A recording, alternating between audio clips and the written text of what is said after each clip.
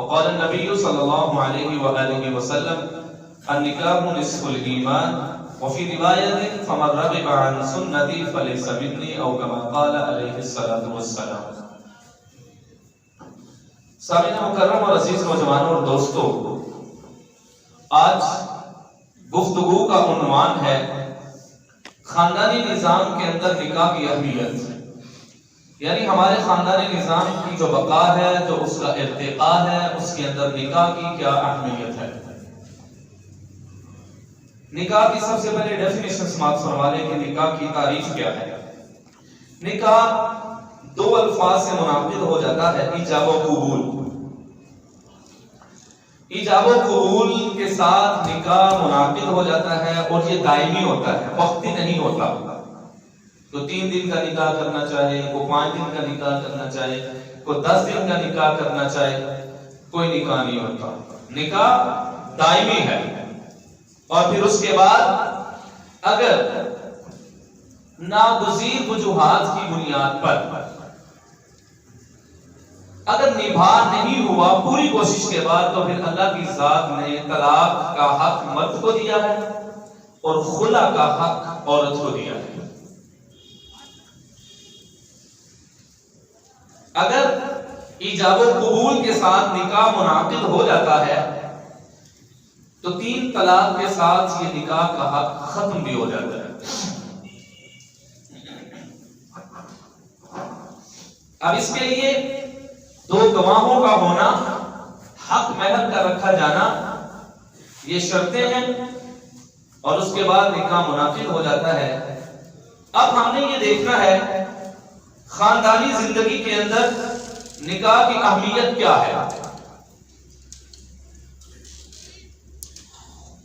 جو مغربی خاندانی نظام ہے، وہ نکاح نہ ہونے کی وجہ سے ان کا خاندانی نظام ڈسٹرب ہو چکا ہے، ان کے ہاں خاندانی نظام کا شیرازہ بھی کھٹ چکا ہے۔ نکاح کیوں ضروری قرار دیا قرآن مجید فرقان حمید نے؟ ہم 2 آیتیں قرآن مجید کی تلاوت فرماتے ہیں۔ پہلی آیت اللہ کی ذات نے فرمایا هو الذی خلقکم من نفس واحدہ، وہی ہے جس نے تم کو ایک نفس سے پیدا کیا، وجعل منها زوجا، پھر تمہارا جوڑا بنایا، عورت کو بنایا، کیوں؟ لیسکن الیہا، تاکہ تم اس سے سکون حاصل کرو۔ پہلی آیت۔ دوسری آیت وَلَقَدْ أَرْسَلْنَا رُسُلًا مِّن قَبْلِكَ، اے نبی آپ سے پہلے جو رسول گزرے ہیں ان کے لیے بھی ہم نے ازواجاً بنایا تھا اور ان کی اولادیں بھی تھی۔ مطلب کیا؟ اس سے یہ بات ثابت ہوئی جتنے بھی نبی گزرے ہیں نکاح ان کی سنت رہا ہے۔ نکاح ہونا اور اولاد کا پیدا ہونا یہ ایک نیچرلی عمل ہے۔ اللہ کی ذات نے انسان کو بچپن سے لڑکپن اور جوانی تک جب پہنچایا تو انسان کے اندر ہی خواہش کو بھی پیدا کیا، اور یہ نیچرلی خواہش کا پیدا ہونا یہ جبلی خاصیت ہے، فطرت کی خاصیت ہے کہ اللہ کی ذات نے انسان کے اندر ہی نہیں بلکہ جانوروں کے اندر بھی اس خواہش کو پیدا فرمایا ہے۔ خواہش کا پیدا ہونا یہ غلط عمل نہیں ہے، لیکن خواہش کو غلط جگہ پر پورا کرنا یہ غلط عمل ہے۔ نکاح اس خواہش کو جائز طریقے سے پورا کرنے کی پرمیشن دیتا ہے، لیکن یورپ میں اور اہل مغرب میں خواہش کو پورا کرنے کے لیے نکاح کا راستہ اختیار نہ کیا تو اپنے ماحول کو، اپنے معاشرے کو بوائے فرینڈ اور گرل فرینڈ کا کنسپٹ دے دیا کہ بالغ ہونے کے بعد لڑکا بھی آزاد ہے، بالغ ہونے کے بعد لڑکی بھی آزاد ہے، اور انہوں نے مختلف راستے اختیار کیے اپنی خواہش کو پورا کرنے کے لیے، اور انہوں نے اپنے نفس کو بالکل آزاد چھوڑ دیا۔ اور جب نفس آزاد ہو جاتا ہے تو خواہش پورا کرنے کے لیے اس کے اندر سے رشتوں کی تمیز جو ہے وہ ختم ہو جاتی ہے۔ لیکن شریعت اسلامیہ نے خواہش کو پورا کرنے کے لیے جو انسان کے اندر کی ڈیزائر تھی اس کا بھی خیال رکھا لیکن نفس کو بے لگام ہونے سے بھی روکا اور رشتوں کو بھی ٹوٹنے سے بچایا۔ اب ان کے ہاں یہ تمیز ختم ہو چکی ہے۔ ہم جنس پرستی ان کے درمیان بہت آ چکی ہے۔ آپ نے دیکھا ہوگا اور سنا بھی ہوگا کہ مرد کے ساتھ شادیاں یورپ کے اندر الاؤ کی گئی، خاتون کی خاتون کے ساتھ شادیاں الاؤ کی گئی۔ یہ بالکل ایک نیچر سے ہٹ کے عمل ہو رہا ہے۔ فطرت اس چیز کی اجازت نہیں دیتی۔ قرآن مجید چونکہ ایک فطری کتاب ہے، اس لیے قرآن پاک نے کیا فرمایا؟ یا ایھا الناس انا خلقناکم من ذکر و انثی۔ اللہ نے فرمایا اے انسان، مومنوں کو مخاطب نہیں فرمایا بلکہ کیا فرمایا؟ اے انسان، انا خلقناکم من ذکر و انثی، ہم نے آپ کو مرد اور عورت سے پیدا فرمایا۔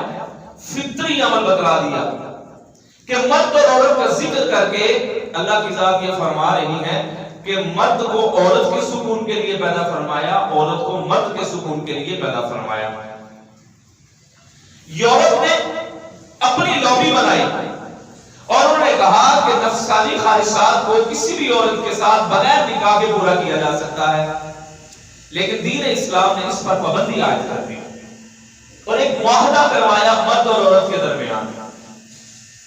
عورت کے لیے حق مہر مقرر فرمایا اور مرد کو اس کے اخراجات قبول کرنے کے بعد اس کو اس کا ہم سفر بنانے کے لیے تیار فرمایا اور سارے نبیوں کو، سارے رسولوں کو اللہ کی ذات عالی نے شادی کے لیے تیار فرمایا اور ہر نبی کی یہ سنت رہی، شادی کرنا اور اولاد پیدا کرنا۔ اب میں کچھ حدیث آپ کے سامنے رکھوں گا جس سے آپ کو نکاح کی اہمیت، خاندانی نظام کے ارتقاء اور بقا کے لیے آپ کے سامنے آئے گا۔ حضرت ابو ایوب انصاری رضی اللہ عنہ فرماتے ہیں کہ رسول پاک صلی اللہ علیہ وسلم نے فرمایا ہر نبی کی 4 سنتیں جو ہر نبی کے اندر پائی گئی ہیں، حضرت آدم علیہ السلام سے لے کر رسول دو عالم صلی اللہ علیہ وآلہ وسلم تک ہر نبی کے اندر یہ 4 سنتیں ہر نبی میں موجود رہی۔ نمبر 1، خوشبو لگانا، خوشبو کو پسند فرمانا۔ نبی پاک نے کیا فرمایا کہ ہر نبی کی سنت تھی خوشبو لگانا۔ اور دوسری، مسواک کرنا۔ آج امت محمدیہ مسواک کو بالکل چھوڑ چکی ہے۔ دانتوں کو صاف کرنے کے جو عمل ہے وہ ٹوتھ برش کے ساتھ بھی آپ کا ہو جائے گا۔ دانتوں کو صاف کرنے کی سنت یہ برش کے ساتھ بھی پوری ہو جائے گی، لیکن سنت کاملہ اس وقت ہوگی جب دانتوں کو مسواک کے ساتھ پورا کیا جائے گا۔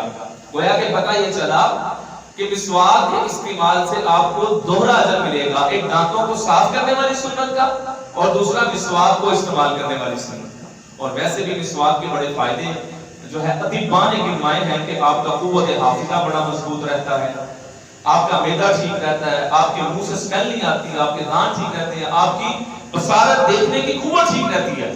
تو ہم کیوں نہ اس کا استعمال کریں؟ تو انشاءاللہ تعالی آج کی میری اس حدیث کے بعد سارے انشاءاللہ مسواک کا استعمال کریں گے نا انشاءاللہ۔ تھوڑی سی زیادہ کرنا کہہ دیں انشاءاللہ۔ اور ویسے بھی میرے نبی پاک صلی اللہ علیہ وسلم نے فرمایا کہ جو گئے گزرے دور کے اندر یہ جو دور چل رہا ہے اس میں جو بندہ مسواک استعمال کرے گا نا اس کو 100 شہیدوں کے برابر اجر ملے گا۔ یعنی جتنا 100 شہیدوں کو ثواب ملتا ہے اتنا اجر ایک مسواک کرنے والے کو، ایک اللہ کے نبی کی سنت کو پورا کرنے پر اجر ملے گا۔ تیسری، حیا، یہ ہر نبی کی سنت رہی۔ اور چوتھا، نکاح کرنا، یہ ہر نبی کی سنت تھی۔ اس لیے جو میں اپنے معاشرے پر تھوڑا سا آتا ہوں، شادی کی عمر بلوغت کے بعد کی ہے۔ بلوغت کے بعد شادی ہو جانی چاہیے کیونکہ انسان کی نیچرلی ڈیزائر ہے۔ اور جس دور سے ہم گزر رہے ہیں جو موبائل ٹیلی کمیونیکیشن کا دور ہے اور خواتین کو دیکھنے کی اٹریکشن ہر ایک کے پاس موجود ہے، بازار میں رستے ہوئے جس طرح خاتون کے ساتھ یا عورت کے ساتھ روابط اب بہت آسان ہو چکے ہیں۔ اب خواہشات پہلے سے زیادہ پنپنا شروع ہو گئی ہیں، جوانوں کے پاس بھی راستے موجود ہیں۔ اگر آج کے والدین نے بر وقت ان کا نکاح نہیں کیا تو جو نیچرلی ان کے اندر خواہش ہے وہ اس کو پورا کرنے کے لیے ناجائز راستے اختیار کریں گے. تو وہ جو ناجائز راستے ہیں اس سے ہم نے اپنی اولاد کو بچانا ہے. اور یہ بات یاد رکھیے، اگر بربخت شادی پر اگر ایک نوجوان گناہ کی طرف جا رہا ہے اور اس کا باپ اس بات کو پسے پشت ڈال رہا ہے تو میں یہ سمجھتا ہوں کہ اس جرم کے اندر اس کا باپ بھی شریک ہو رہا ہے اور شیطان تو راستے میں کھڑا ہے ایمان لوٹنے کے لیے. اگر وہ اپنی ڈیزائر کو اپنی بیوی کے ساتھ پورا نہیں کرے گا تو وہ غلط راستہ اختیار کر کے غیر محرم کے ساتھ ناجائز طریقے کے ساتھ اپنی خواہش کو پورا کرنے کی کوشش کرے گا. صحابہ کرام رضوان اللہ علیہم اجمعین بیٹھے ہوئے تھے. نبی دو عالم صلی اللہ علیہ وسلم نے ارشاد فرمایا جب کوئی شادی شدہ مرد اپنی بیوی کے ساتھ ہم بستری کرتا ہے تو اللہ کی ذات عالی اس کے نامہ اعمال میں اجر لکھتے ہیں. صحابہ نے کہا یا رسول اللہ یہ تو ہم اپنی خواہش پوری کرتے ہیں تو کیا خواہش پوری کرنے پر بھی اجر ملتا ہے؟ حضور کونین نے فرمایا اگر کوئی اس خواہش کو ناجائز جگہ پر پورا کرتا تو اس کو گناہ ہونا تھا کہ نہیں ہونا تھا. اس لیے جو گناہ سے بچ کر اپنی بیوی کے ساتھ ہم بستری کرتا ہے تو اس کے نامہ اعمال کے اندر اجر لکھا جاتا ہے. یہ جائز خواہش کو پورا کرنا. آگے ایک اور روایت سماعت فرمائیے. نبی کریم صلی اللہ علیہ وآلہ وسلم نے فرمایا مسکین ہے وہ مرد جس کی بیوی نہ ہو، وہ مسکین ہے. اور مسکین ہے وہ عورت جس کے پاس خامن موجود نہ ہو. آج ہمارے گھروں کے اندر بیٹیاں بیٹھی بیٹھی بوڑھی ہو جاتی ہیں. اس کے اندر دو وجوہات ہیں. ایک تو ہم نے جو جہیز کا بوجھ اوپر ڈال لیا ہوا ہے. ہماری شادیاں در حقیقت شادی ہونی چاہیے تھی. ہمارے بزرگ فرمایا کرتے تھے، تبلیغی بزرگ ہمارے فرماتے تھے شادی در حقیقت شادی تھی. یہ تین نقطوں کا بوجھ ہم نے اس کے اوپر ڈالا ہوا ہے نا، یہ رسومات کا، اس کی وجہ سے ہماری بچیاں ہمارے گھروں میں بیٹھی ہوئی بوڑھی ہو جاتی ہیں، ان کے بالوں کے اندر چاندی آ چکی ہوتی ہے. ایک تو جہیز بنیادی وجہ بنتی ہے، اور دوسرا کسی فیملی میں کوئی بیٹی پڑ جائے نا تو ابتدا میں پھر کوئی رشتہ ہی پسند نہیں آتا. 4 جماعتیں دنیاوی پڑ جانے کے بعد رشتے کا پسند نہ آنا اور رشتوں کو ریجیکٹ کرتے چلے جانا اس بات کی بنیادی وجہ بن جاتی ہے کہ عمر گزر جاتی ہے، عمر بیت جاتی ہے. اس لیے بر وقت فیصلہ ہونا چاہیے. ویسے بھی رسول دو عالم نے ارشاد فرمایا کہ 3 کاموں کے اندر جلدی فرمانی چاہیے. نمبر 1، جب نماز کا وقت ہو جائے تو فوراً اس کو ادا کر لینا چاہیے. اکثر نوجوان پوچھتے ہیں مولانا نماز کی پابندی نہیں ہوتی، تو میں ان کو حضور کا نسخہ بتاتا ہوں. اگر پابندی نماز بننا چاہتے ہیں، پابند بننا چاہتے ہیں نماز کا، 5 وقت کے نمازی بننا چاہتے ہیں، جو ہی اذان ہو اپنے نفس کے ساتھ جہاد کر کے اپنے آپ کو مصلی پہ کھڑا کر دینا چاہیے. فوراً نماز پڑھنے کو دل کرے گا.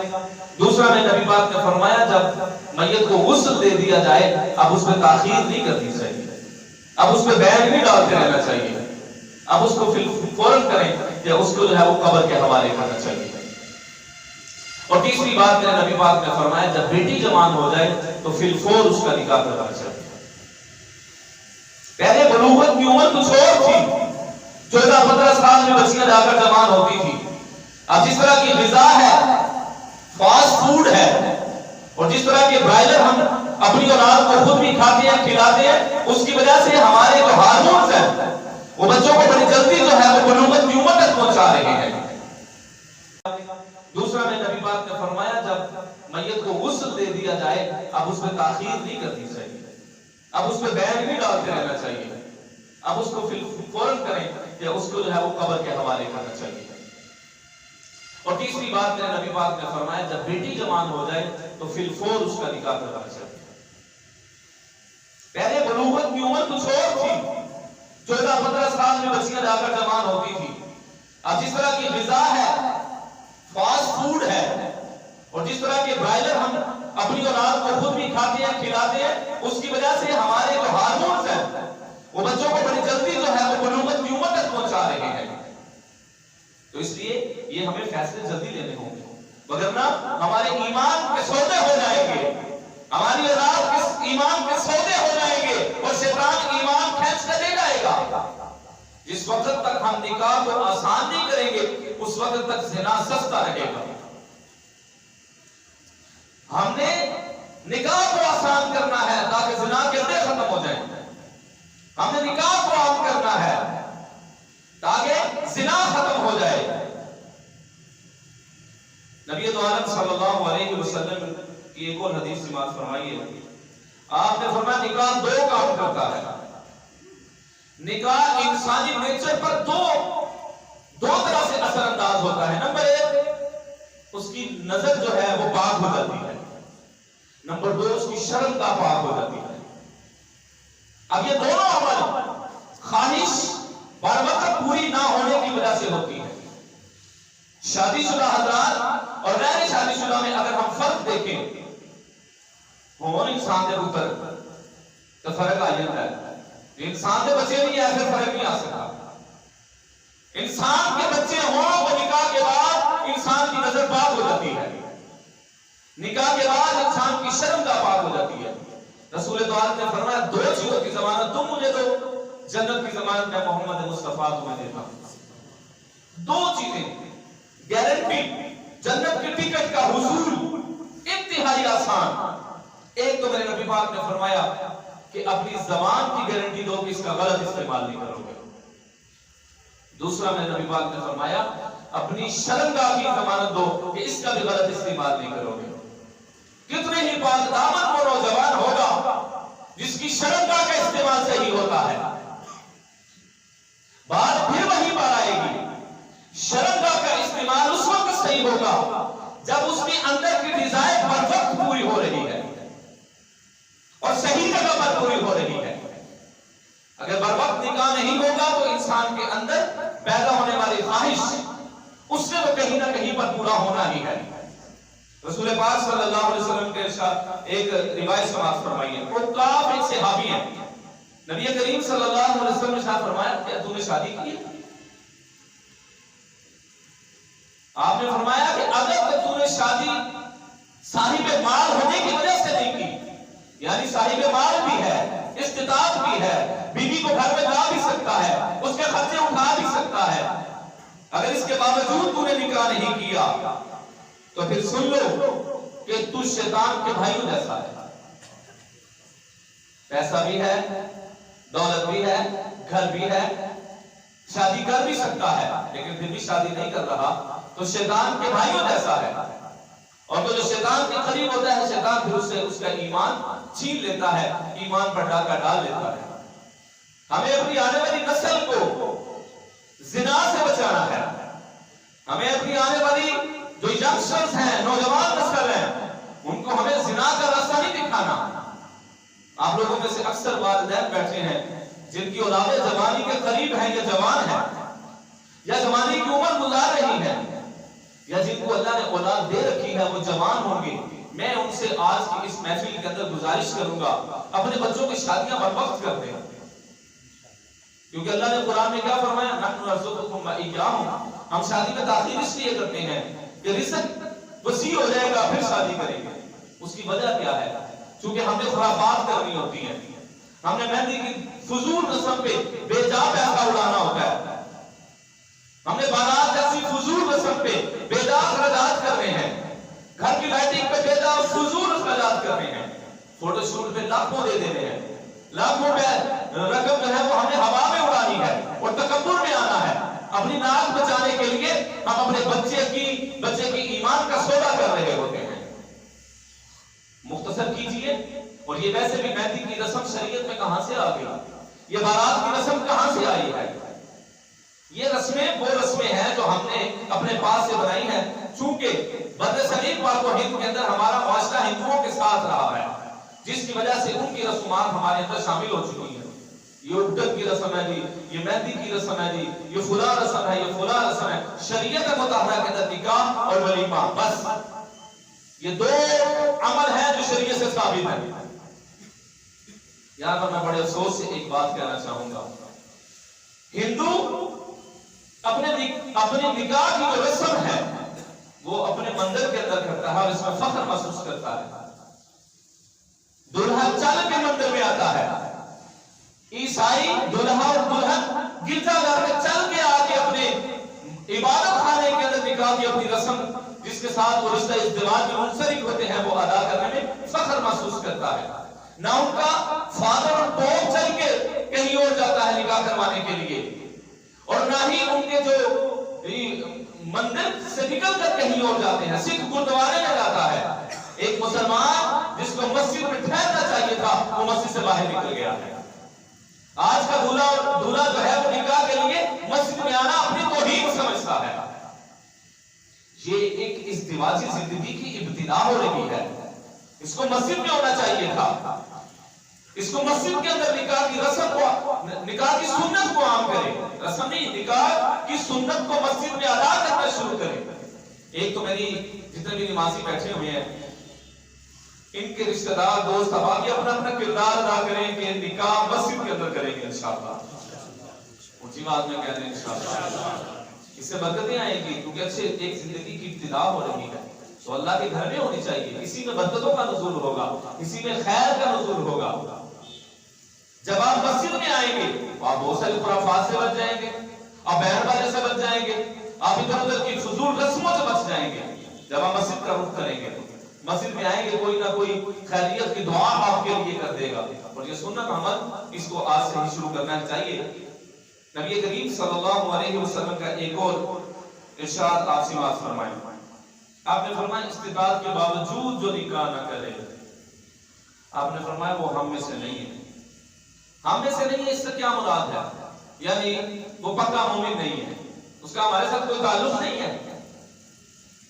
اب نکاح بروقت اور اس کا اقرار اور یہ کرنا یہ ضروری ہے.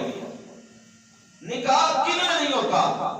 یہ ذرا میں دو مذہب کی باتیں کرنے لگا ہوں. ایک عیسائی اور ایک ہندو، بدھ مت جین مت جس کو ہم کہتے ہیں. بدھ مت اور جین مت اور عیسائی، یہ ان کا کنسپٹ یہ ہے کہ اگر کوئی اپنے اللہ کے قریب جانا چاہتا ہے تو وہ شادی نہیں کرے گا. یہ ان کا کنسپٹ ہے. عیسائیوں کی جو سسٹر بنتی ہے وہ نکاح نہیں کر سکتی. عیسائیوں کے جو فادر بنتے ہیں ان کے نزدیک وہ رہبانیت اختیار کرتے ہیں. ہندو رہبانیت اختیار کرواتے ہیں. جین مت، بدھ مت وہ رہبانیت اختیار کرواتے ہیں کہ روحانیت کے اندر عورت رکاوٹ ہے. جبکہ نبی کریم صلی اللہ علیہ وسلم نے ارشاد فرمایا روحانیت کے لیے عورت ضروری ہے. روحانیت کی تکمیل کے لیے عورت ضروری ہے. نکاح کی صورت کے اندر اگر وہ نکاح نہیں کرے گا تو اس کی نظر بھی بے لگام ہو جائے گی، اس کا نفس بھی بے لگام ہو جائے گا، اس کے دل کے اندر اللہ کی محبت آئے نہیں سکتی. کیونکہ وہ اپنی خواہش کو پورا کرنے کے لیے طوائفوں کا رخ کر لے گا. وہ اپنی خواہش کو پورا کرنے کے لیے ناجائز ذرائع کا استعمال شروع کر دے گا. ازواج مطہرات میں سے ایک زوجہ محترمہ کے پاس سب کہتے ہیں رضی اللہ تعالی عنہ، کچھ صحابہ آئے. انہوں نے آ کر حضور کی عبادات کے اقوال طلب کیے کہ ہمیں حضور کی زندگی کے بارے میں بتایا جائے. حضور علیہ الصلوۃ والسلام کی زندگی کے معمول کے بارے میں انہوں نے فرمایا کہ حضور صلی اللہ علیہ وآلہ وسلم رات کا کچھ حصہ عبادت کرتے ہیں، کچھ حصہ آپ جاگ لیتے ہیں، سو لیتے ہیں، کچھ حصہ روزہ رکھ بھی لیتے ہیں، چھوڑ بھی لیتے ہیں. تو ان تینوں نے وہیں پر کھڑے ہو کے یہ کچھ باتیں کہی. ایک صحابی نے کہا کہ حضور علیہ السلام تو بخشوائے ہیں، ہمیں اس سے زیادہ عبادت کرنا ہے کیونکہ ہم گنہگار ہیں. حضور تو معصوم علیہ خطا ہیں. لہذا ان میں سے ایک شخص نے کہا کہ میں ساری رات عبادت کیا کروں گا، اور ایک شخص نے کہا کہ میں سارے روزے رکھوں گا، میں کوئی دن روزہ افطار کروں گا ہی نہیں. اور تیسرے نے کہا کہ میں اپنی خواہش کو کبھی پورا نہیں کروں گا، میں کیا کروں گا، میں شادی ہی نہیں کروں گا. جب حضور صلی اللہ علیہ وسلم تشریف لائے اور اماں نے آپ کو یہ احوال بتلائے تو حضور علیہ السلام نے بلا کر تاکید فرمائی. آپ نے فرمایا دیکھو تمہارے جسم کے اوپر تمہارے حق ہیں. یہ نہیں ہے کہ تم ساری رات عبادت میں گزار دو اور تمہاری بیوی تمہاری طرف دیکھتی رہ جائے. ساری رات تم عبادت میں گزار دو اور تمہاری اولاد تمہیں تکتی رہے اور صبح اٹھ کے تم حقوق کی صحیح طرح اس کے فرائض جو ہے وہ ادا نہ کر سکو. دیکھو جس نے یہ کہا ہے کہ وہ ساری رات عبادت کرے گا، میں رات کا کچھ حصہ جاگ بھی لیتا ہوں اور آرام بھی کرتا ہوں، اس لیے تم بھی یہی معمول اپناؤ کہ تم نے کچھ حصہ جاگنا بھی ہے اور کچھ حصہ عبادت بھی کرنی ہے. تم اللیل الا قلیلا، رات کا کچھ حصہ عبادت کے لیے مختص کر دیا جائے، رات کا کچھ حصہ سونے کے لیے مختص کر دیا جائے. وجعلنا اللیل لباسا، اللہ نے کہا ہے کہ میں نے سونے کے لیے رات کو بنایا ہے. لیکن آج کل معاشرہ معاملہ الٹ ہو گیا ہے. لوگ ساری رات جاگتے ہیں، جب فجر کی اذانوں کا وقت قریب ہوتا ہے تو سارے لوگ سو جاتے ہیں، ساری رات آن لائن رہتے ہیں اور فجر کی اذان کے وقت سارے سو جاتے ہیں. کوئی 11 بجے اٹھ رہا ہے، کوئی 12 بجے اٹھ رہا ہے. مجھے بتلائیے کہ چہروں پر رونق کہاں سے آئے گی؟ مجھے بتائیے کہ گھروں میں خیر و برکات کا نزول کہاں سے آئے گا؟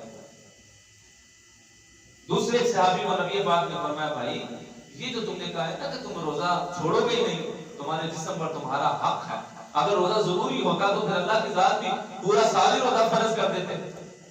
اللہ نے جو ایک مہینہ رکھا ہے اس کی وجہ یہ ہے کہ انسانی جسم پر اللہ نے حق رکھا ہے. اگر عبادت کے اندر اللہ اعتدال رکھ رہے ہیں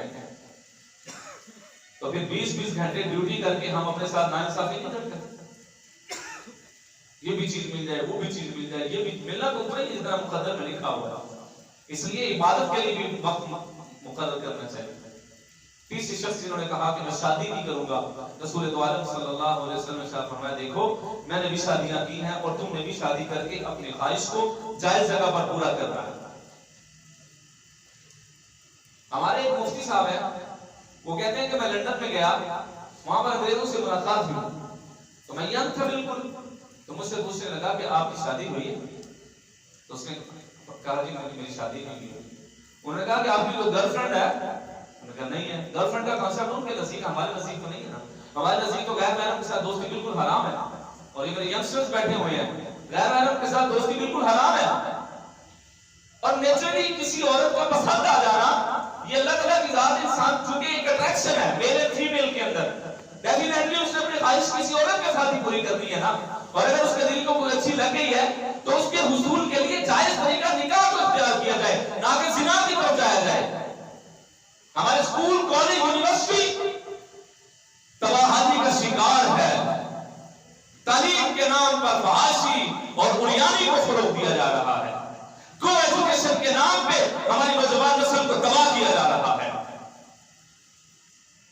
یونیورسٹی کے گیٹ پہ والدین باپردہ چھوڑ کر جاتے ہیں، یونیورسٹی کے اندر کیا ہوتا ہے اس سے تو کوئی آگاہ نہیں ہے. یہ ہمیں آنکھیں کھول کے رکھنی ہوں گی. جو صاحب اولاد بیٹھے ہوئے ہیں اس نے ایک جملہ کہا کہ اپنی اولاد کو چاہے تو سونے کے لیوالے کھلاؤ لیکن تمہاری آنکھیں بھی شیر کی طرح جاگتی رہنی چاہیے. اور یہ جو اندھا اعتماد ہوتا ہے یہ انسان کو نقصان پہنچاتا ہے. آپ کی بیٹی کے پاس موبائل ہے، آپ کے بیٹے کے پاس موبائل ہے، اس پہ پوری نظر رکھیں، اس کی کال ہسٹری نکلوا کے چیک کریں چل کیا رہا ہے، ہو کیا رہا ہے، وگرنہ ہاتھ مانگتے رہ جائیں گے اور عزتوں کے جنازے نکل جائیں گے. ہاں یہاں پر ایک اور بات عرض کرنا چاہتا ہوں.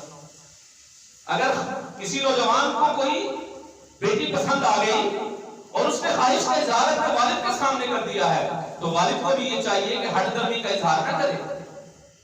اگر وہ دیکھتے ہیں کہ رشتہ درست ہے تو باضابطہ طریقے سے رشتہ مانگنا چاہیے. مل جائے تو بہت اچھی بات ہے، نہ ملے تو بیٹے کو سمجھانا چاہیے بیٹے میں نے آپ کے لیے سارا کچھ کیا ہے لیکن آگے کوئی بات نہیں بنی، اپنی جگہ پر قائم رہنے سے نقصان ہو جائے گا.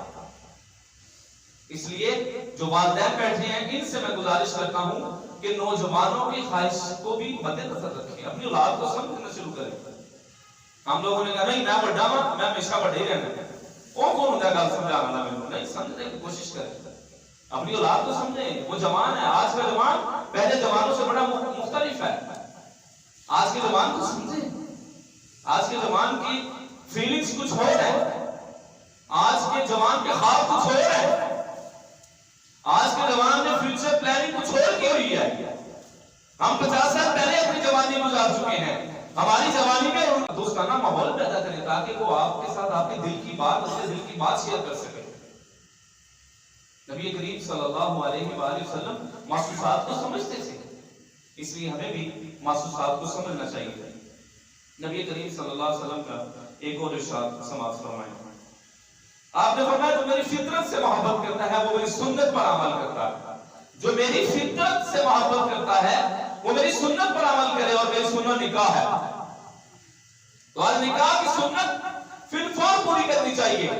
آپ دیکھ رہے ہیں کہ آپ کا بچہ جوان ہو رہا ہے، کم از کم اتنا تو کریں. رشدی کے قابل اگر آپ کا بچہ نہیں ہے، تھوڑا بہت نہیں کما رہا، اگر تو باپ صاحب مال ہے تو اس کو چاہیے کاروبار مشترکہ ہے، اس کو چاہیے اس کا نکاح کر کے بروقت رشدی کر کے اس کی بچی کو گھر لے کر آئے، اپنی بچی کو گھر لے آئے اور اس کی شادی کرے، اس کا نکاح کرے. اور اگر ابھی وہ پیسہ کمانے کی طرف آ رہا ہے تو میں سمجھتا ہوں نکاح بروقت ہو جانا چاہیے، تاکہ وہ اگر اس لڑکی کے ساتھ گفتگو کرے تو اس کی گفتگو جائز ہو جائے. غیر محرم کے ساتھ گفتگو کرنا جائز نہیں ہے. جب اس کا نکاح ہو جائے گا، اب دونوں میاں بیوی بن چکے ہیں، اب دونوں اگر گفتگو کرتے ہیں تو شرعاً ان کا گفتگو کرنا کیا ہے؟ جائز ہے. تو ان چیزوں کو سمجھیں. آج کے دور کے اندر نبی کریم صلی اللہ علیہ وسلم کے صحابی حضرت عبداللہ بن مسعود فرماتے ہیں اگر میری زندگی کے 10 دن رہ جائیں، عبداللہ بن مسعود فرماتے ہیں میری زندگی کے 10 دن رہ جائے اور میں شادی شدہ نہ ہوتا، پھر بھی میں زندگی کے آخری 10 دنوں میں شادی کر کے اللہ کے سامنے سرخرو ہو جاتا، نکاح کر کے اللہ کے سامنے سرخرو ہو جاتا. ایک اور صحابی ابن عباس فرماتے ہیں بغیر نکاح والا کئی برسوں عبادت کرتا رہے اور نکاح والا ایک دن عبادت کر دے، دونوں لیول پہ آ جائیں گے. کیونکہ میرے نبی پاک نے فرمایا النکاح نصف الایمان، نکاح نصف ایمان ہے. اور جب کوئی نوجوان نکاح کر لیتا ہے تو شیطان اپنے سر کے اندر پٹی ڈالتا ہے، اوے اس نے مجھ سے نصف ایمان چھین لیا، میں تو اس کے ایمان پہ ڈاکہ ڈالتا تھا، میں تو اس سے غلط کاریاں کرواتا تھا، غلط کام کرواتا تھا، میں تو اس سے زنا کرواتا تھا، میں تو اس کے نفس کو بے لگام چھوڑ دیا تھا. اوے اس نے اپنے نفس کو قابو میں کر لیا، اس نے اپنی خواہش کو پورا کرنے کے لیے جائز طریقہ اختیار کر لیا. اس لیے میں نبی پاک نے فرمایا النکاح نصف الایمان وفی روایت فمن رغب عن سنتی فلیس منی، اور جس نے نکاح نہیں کیا دوسری روایت میں آتا ہے جو میری سنت پر عمل نہ کرے وہ ہم میں سے نہیں. ہندو جین مت بدھ مت وہ روحانیت کے اندر نکاح کو عورت کو رکاوٹ سمجھتے ہیں، اور شریعت اسلامیہ روحانیت کی تکمیل کے لیے خاتون کو نکاح کے ذریعے اپنی زندگی میں لے کے آنا وہ ضروری سمجھتے ہیں. اب نکاح کے کچھ فائدے ہیں. سب سے پہلا مقصد یہ عبادت ہے. نکاح کرنا نبی پاک کی سنت ہے اور نبی پاک کی سنت پر عمل کرنا عبادت ہے. دوسرا اس کا بڑا مقصد تقوی کا حصول ہے. جو بچہ شادی شدہ ہو جاتا ہے وہ متقی ہو جاتا ہے، اس کے اندر تقوی آ جاتا ہے کیونکہ اس سے گناہ سرزد نہیں ہو رہا، اس کی نظر قابو میں آ گئی، اس کا دل اس کے قابو میں آ گیا، اس کا نفس اس کے قابو میں آ گیا، اس نے اپنے ضمیر کے اوپر پاؤں رکھ لیا، اپنے نفس کے اوپر پاؤں رکھ لیا اور اپنی خواہش کو رائٹ وے پہ اس نے لے کر آیا. فرمایا کہ اس کو متقی بن جاتا ہے. تیسرا اس کو تسکین حاصل ہوتی ہے. قرآن نے کیا کہا لیسکن الیہا لتسکنوا الیہا، ہم نے مرد اور عورت کو پیدا ہی اس لیے کیا ہے مرد عورت کے ذریعے سکون حاصل کرے اور مرد کے ذریعے سکون حاصل کرے. لذت اللہ نے میل فیمیل کے اندر لذت رکھی ہے اور یہ لذت کا حصول اگر جائز طریقے سے نہیں ہوگا تو ناجائز طریقے سے پھر وہ حاصل کرے گا. اس لیے جو والدین بیٹھے ہیں ان سے میں گزارش کروں گا کہ وہ بچوں کی لذت کی دلی تسکین کے لیے بروقت شادیاں کریں. قرآن کہہ رہا ہے لتسکنوا الیہا، تاکہ وہ اس سے سکون حاصل کریں. تو آپ دیکھ لیں. اور دوسرا اللہ نے قرآن میں کیا فرمایا مؤدت اور رحمت کا لفظ استعمال کیا. مرد اور عورت کا آپس میں جو رشتہ ہوتا ہے اس میں دو چیزیں غالب آتی ہیں، ایک مؤدت اور ایک رحمت. محبت جانبین سے محبت ہو جاتی ہے شروع. بچہ پہلے 12 میں یہ بھی کار رسی پڑھتا بیاہ کی کہا مغرب ٹائم بھی کار رہی ہے کہتے ہیں امنو کار کا میں آتا جلدی جانا بر وقت دیکھنے وہ خاندان زندگی کے اندر آ جاتا ہے. پہلے باپ بلاتا تھا کہ آ راجا وہ نہیں آتا تھا. کبھی اس کیسے پہ بیٹھا ہوا کبھی اس کیسے پہ بیٹھا ہوا. اب دوستوں کے ساتھ بیٹھا ہوا ہے مغرب کی اذان ہوتی ہے کہتے ہیں امنو کار کا میں کار جلدی جانا. یہ اللہ تعالیٰ کی ذات ہے کھچاؤ رکھا ہے اور یہ کھچاؤ کس وجہ سے آیا؟ نکاح کی وجہ سے. اور اگر نکاح پر وقت نہیں ہوگا تو موبائل کبھی وہاں بیٹھے گا کبھی وہاں بیٹھے گا، کبھی پیکج لگا کے فون پہ 2-2 گھنٹے بات کرے گا. پھر کہتے سڑا پتر جو ہے نا بگڑ گیا. پھر بگڑنے کے لیے راستہ تو ہم نے دیا اس کو. ہم نے بر وقت اس کا نکاح کیا ہوتا اور اس کی نسبت کئی بار کی ہوتی, اس کو پتا ہوتا کہ میں نے ایک طرف ہی جانا ہے. پھر وہ اس کے حصول کے لیے کبھی وہاں ٹرائی کرے گا, کبھی وہاں ٹرائی کرے گا, کبھی اس کو ٹرائی کرے گا, کبھی اس کو ٹرائی کرے گا, کیونکہ اللہ کی ذات نے اس کے اندر ایک نیچرلی خواہش رکھی ہے فیمیل کی, اور وہ اس کے حصول کے لیے کوشش رہے گا جب تک کہ وہ اس چیز کا حصول نہیں کرے گا. اور اس چیز کے حصول وہ جب خود کرے گا وہ کئی گناہوں کے اندر مبتلا ہو جائے گا. آج جناب شادیاں ہو رہی ہیں 30 سال کی عمر میں, 32 سال کی عمر میں, بالغ ہو رہا ہے 14 سال کی عمر میں. وہ جو 12 سال اس نے گناہ کیے یہ کس کے ذمہ آئے؟ وہ جو 14 سال گناہ کرتا رہا یہ کس کے ذمہ آئے؟ آج کا زمان بدل گیا ہے.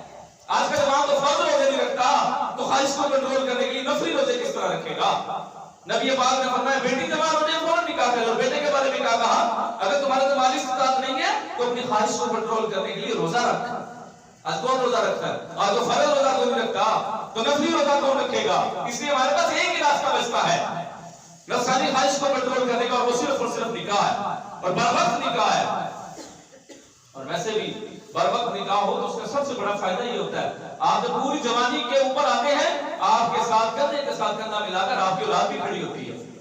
اور جب شادی 40 سال کی عمر میں ہو رہی ہے, 2 سال بعد بچہ ہوگا, اس وقت آپ بڑھاپے میں جا رہے ہیں اور آپ گود میں چھوٹا سا بچہ لیے ہوئے ہیں, تو اولاد بر وقت ہونی چاہیے. جوانی میں اللہ تعالیٰ کی نکاح کے بعد ایک اور جو فائدہ ہوتا ہے وہ بھی سماعت فرمائیں, اولاد کا حصول, لذت, تسکین. اس کے بعد سب سے بڑی ڈیزائر جو انسان کی ہوتی ہے وہ اولاد ہوتی ہے. اللہ جس کے پاس اولاد نہیں ہے آج کی محفل کی برکت سے اللہ اس کو اولاد نصیب فرما دے. جس کے پاس بیٹے نہیں ہے اللہ ان کو بیٹی عطا فرما دے. جو بیٹیوں کے خواہش مانتا ہے اللہ ان کو بیٹیاں عطا فرما دے. ایک اور مقصد نکاح کا, ایک افرادی قوت زیادہ ہوتی ہے مسلمانوں کی, امت محمدیہ میں اضافے کا سبب بنتا ہے نکاح. آج مسلمانوں کے پاس الحمدللہ مضبوط ترین خاندانی نظام موجود ہے نکاح کی وجہ سے. میاں بیوی ہوتے ہیں, پہلے آپس میں انس ہوتا ہے, محبت ہوتی ہے, پھر یک بار کی اللہ قبول سا بچہ دیتا ہے. اب وہ دونوں اس کی فکر میں لگ جاتے ہیں, راتوں کو اٹھتے ہیں, بچے کے لیے جاگتے ہیں, بچہ بیمار ہوتا ہے, دونوں پریشان رہتے ہیں. زیادہ سے زیادہ محنت نوجوان شروع کر دیتا ہے, میری اولاد آ گئی ہے, میں نے زیادہ اسٹرگل کرنی ہے, محنت کرنی ہے. بیوی کی خواہش سوال بن جاتی ہے, پہلے اپنے لیے خرچے کرتی تھی, اب ایسے بچا کے اپنی اولاد کے لیے رکھتی ہے. اس نے کل کو بڑا ہونا ہے, اگر بیٹا ہے تو اس کی پڑھائی پہ خرچ کرنا ہے, بیٹی کی پڑھائی پہ خرچ کرنا ہے, ان کی شادیوں پہ خرچ کرنا ہے. اس ماں کی خواہش ہوتی ہے اپنی بیٹی کو بہت کچھ دے کر اس کے رخصت کرنا ہے. تو انسان اپنی کمائی کا ذریعہ حلال کرتا ہے, محنت کرتا ہے, اسٹرگل کرنا شروع کر دیتا ہے. یہ بھی ایک اس کا فائدہ ہے نکاح کا. اور اس کے بعد فرمایا ایک اور فائدہ ہے آرام اور راحت. لتسکنوا الیہا, میں اس کو ذکر کر چکا ہوں. ایک اور بڑا فائدہ جو اس کا ہے نکاح کا, انسان جسمانی اور موذی بیماریوں سے بچ جاتا ہے. دیکھیے ایک ہے گناہ کا تعلق اللہ کی ذات کے ساتھ. اللہ گناہ کو معاف کر دے گا. فار ایگزامپل اللہ نہ کرے, اللہ نہ کرے کوئی زنا کرے, لیکن اگر کوئی زنا کر رہا ہے آج اس عورت کے پاس, کل اس کے پاس, اس کے پاس, اس کے پاس, اور اس عورت کے پاس صرف ایک مرد تو نہیں آیا نا, کئی مرد آئے ہوئے ہوں گے, اور کسی نہ کسی کی موذی بیماری اس کے اندر منتقل ہو چکی ہوگی, اور اس کو یہ ایڈز کی بیماری لگ سکتی ہے, لیکن تو صابر اور شاکر ایک عورت پر ہو گیا, اب اس کو وہ بیماری نہیں لگے گی. لیکن اگر کسی کو بیماری لگ گئی, اب زنا کرنے کا تعلق اللہ کی ذات کے ساتھ ہے. اللہ گناہ کو معاف کر دے گا, لیکن نیچر معاف نہیں کرتی. اللہ معاف کر دیتا ہے, نیچر معاف نہیں کرتی. زنا کیا ہے, موذی بیماری میں مبتلا ہو سکتا ہے, اس کو بیماری لگ سکتی ہے, ایڈز کی بیماری میں مبتلا ہو سکتا ہے.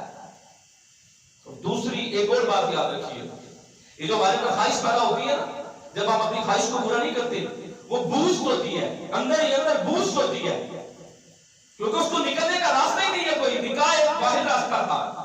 وہ پھر کیا ہوتا ہے, اس کا تعلق دماغ تک آتا ہے, اور انسان دماغی بیماریوں میں مبتلا ہو جاتا ہے. یہ میں آپ کو سائنٹیفکلی بتلا رہا ہوں, میں اس کو آپ کو میڈیکلی نقطہ نظر سے بتلا رہا ہوں. جتنے بھی اس وقت مینٹل ہاسپٹل ہیں, آپ کسی بھی ملک کے اندر مینٹل ہاسپٹل کا جائزہ لیں, آپ کو شادی شدہ افراد پاگل کم ملیں گے, لیکن غیر شادی شدہ آپ کو پاگل زیادہ ملیں گے. ڈپریشن بڑھ جاتا ہے, ٹینشن بڑھ جاتی ہے, بر وقت نکاح نہیں ہو رہے, تو یہ اندر ہی اندر بوسٹ ہو رہا ہوتا ہے، جو کہ انسانوں کے لیے کیا ہے، نوجوانوں کے لیے خاص طور پر نقصان دہ ہوتا ہے۔ جتنے بھی والدین بیٹھے ان سے میں گزارش کرتا ہوں، رزق کا مالک کون ہے بھائی؟ اونچی آواز سے اور وقت شادیاں کریں، زنا کم کریں اور آسان کریں۔ شادی کرنے کے بعد نکاح سنت عمل حق مہر رکھیں۔ کہتے ہیں جی شرعی حق مہر نہ لو جی، 32 نہیں ہے، مگر نکاح سے آگے 32 نے شرعی حق مہر۔ جناب 20,000 کا شیروانی پہنی ہوئی ہے، 30,000 40,000 کی شیروانی پہنی ہوئی ہے، جب بیوی کو حق مہر دینے کی باری آئی تو 2,000 روپے۔ یہ کیا ہے؟ یہ تو اس کا حق تھا پہلا، یہ تو اس کو پہلا تحفہ تھا۔